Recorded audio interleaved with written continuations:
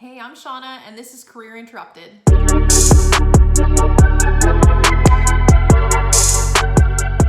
there, if we haven't met, my name is Shauna Cole. I'm a chartered professional in HR, MBA, and university instructor, and I'm obsessed with helping you find that spark in your career. In today's video, we're gonna look at what you should do if you lose your job after you eat that quart of ice cream. Step one, after losing your job, just stop and take a breath. I've seen so many people make the mistake of diving into a job search right away. It's almost like they go into this sort of panic mode, and I can relate. I mean, you've lost your job, presumably your source of income, but jumping right into a job search without first taking a step back, taking a breath, acknowledging you've gone through this emotional kind of trauma, right? You've been shocked, you feel rejected. There are actual literal feelings you go through after you lose your job. Don't jump right into the next thing. Don't jump right into the job search. Don't jump right into trying to nail an interview for the next day. That's not the right approach. You gotta take a breath first. Get yourself together before you put yourself out there to look for a job. I interviewed a candidate once, and it was within days of her having lost a job that she really loved. And I won't forget it because I asked her the question, I was the interviewer. I asked her the question in the interview, why did you leave your last job? And she burst into tears in the interview. Don't let this be you, right? She was so upset. She hadn't given herself the time to go through the process of accepting that she lost her job and to sort of grieve that. That's why it's so important to stop and take a breath. Step number 2 is to resolve any outstanding issues with the employer. This is especially true if you've been a long-term employee of a company and you've gotten a severance package.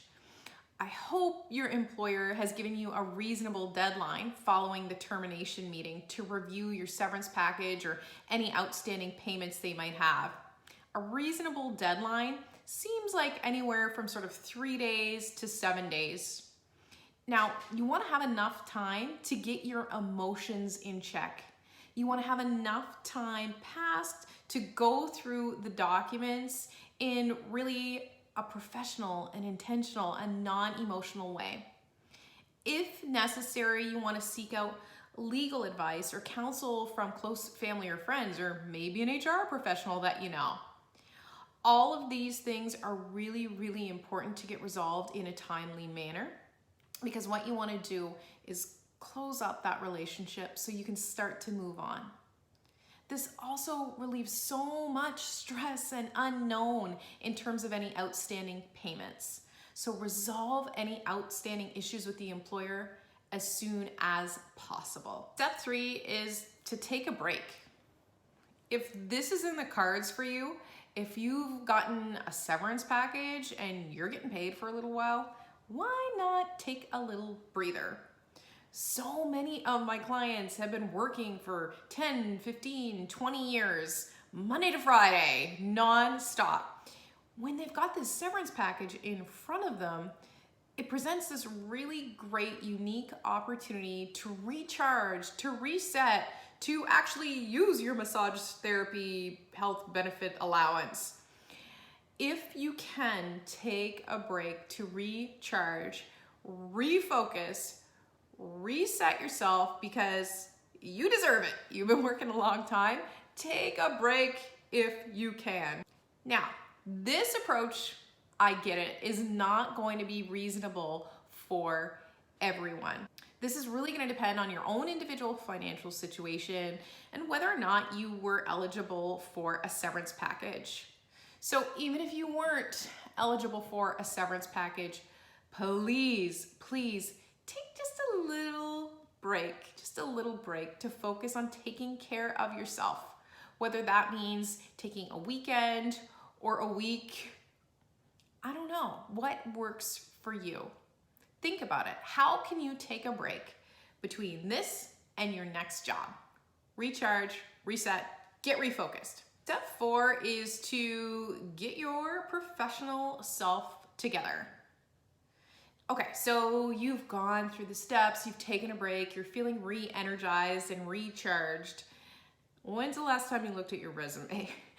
Now is the time to start to get all of this stuff together.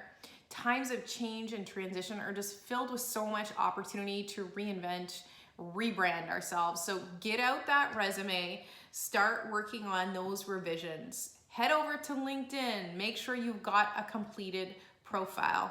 You deserve an appropriate headshot for LinkedIn. So take these steps to get the tools that you're going to need for your job search together. So the key tools that come to mind for me are resume, cover letter, LinkedIn profile, and probably a new outfit. The true key to your success during this time is in step 5. Step 5 is to accept you may never, ever, ever know why you have been terminated. This is the number one thing that I hear from my clients. They say things like, if I could just know why, if they could just tell me why. I've lost my job myself, and I know what it feels like to want the answers, the explanation, like what did I do wrong? And the answer to this is that maybe you did nothing wrong. Maybe there's some broader organizational plan that you know nothing about. I've seen this happen time and time again in my behind the scenes seat in human resources. Sometimes leaders in companies are acting on plans that are part of something much bigger than you and your role. And sometimes those plans are confidential and you're never ever gonna know the details as to why your specific role was eliminated. And I wanna ask you this, what real value would you even get from knowing why you've been terminated? It's still gonna hurt. It might make you angry, you might disagree with it, but at the end of the day, it's not gonna make it better, and it's not gonna make how you're feeling after being terminated go away. So please accept that you might never, ever know why you've been terminated. And I want you to think about that, because do you really need to know why? Do you really need to know why? Does this really need to be your business? Or should you be in the business of taking a breath, taking a break, getting your professional self together, and moving on? Job loss is hard. Job loss can be extremely scary, but it really can be part of just sort of our career path and our professional lives.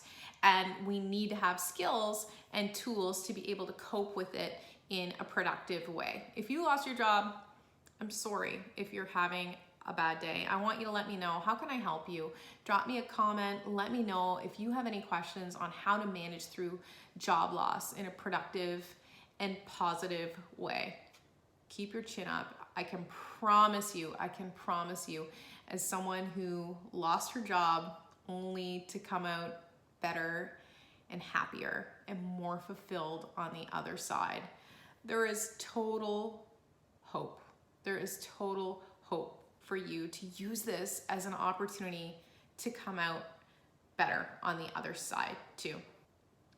Thank you so much for watching. If you found this video helpful, please be sure to subscribe to my channel so I show up in the algorithm, which I basically do not exist in yet.